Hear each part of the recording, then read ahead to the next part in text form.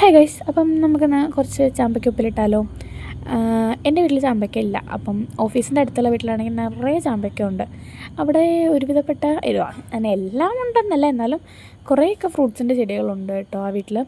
അപ്പം അവർ ചാമ്പയ്ക്ക പറിച്ചോ, ഇപ്പം മഴ സീസൺ ആയതുകൊണ്ട് തന്നെ ഇങ്ങനെ കൊഴിഞ്ഞ് പോവാണ്. അപ്പം നിങ്ങൾ പറിച്ചോ, വേണമെങ്കിൽ വീട്ടിൽ കൊണ്ടുവയ്ക്കോ എന്നൊക്കെ പറഞ്ഞപ്പോൾ ഞാനും ചേച്ചിയും കൂടെ പോയിട്ട് എന്ത് ചെയ്തു, പറിച്ചു.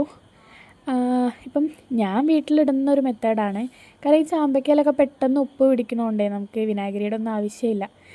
ചാമ്പയ്ക്കയൊക്കെ കണ്ടപ്പോൾ എനിക്ക് എൻ്റെ പഴയ പഴയ കാലം എന്ന് പറയാൻ എനിക്ക് അധികം വയസ്സൊന്നുമില്ല, എന്നാലും ഈ സ്കൂളിൽ പഠിക്കുന്ന ടൈമിലുണ്ടല്ലോ നമ്മൾ എല്ലാ വീട്ടിലും അല്ല, അങ്ങനെ വഴി കൂടെ കാണുന്ന വീട്ടിൽ കയറിയിട്ട് റോബിക്ക, ഞങ്ങളുടെ നാട്ടിൽ റോബിക്ക എന്നാണ് പറയുക, ഈ ലൗലോലിക്ക എന്നൊക്കെ പറയണത് ഞാൻ കേട്ടിട്ടുണ്ട്.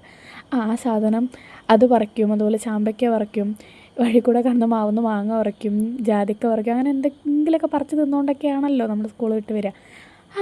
അങ്ങനത്തെ ഓരോ മെമ്മറീസൊക്കെ ഓർമ്മ വരുന്നു.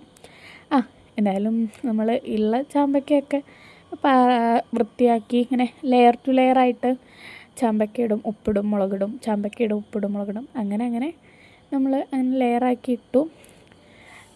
നമ്മൾ ഒരു 2 ദിവസം കൊണ്ട് ഉപ്പ് പിടിക്കുന്നതുകൊണ്ട് ജസ്റ്റ് തിളപ്പിച്ചാറിയ വെള്ളം മാത്രമേ ഒഴിച്ചിട്ടുള്ളൂ. അപ്പം ഇന്നത്തെ വീഡിയോ ഇത്രയേ ഉള്ളൂ. Bye guys.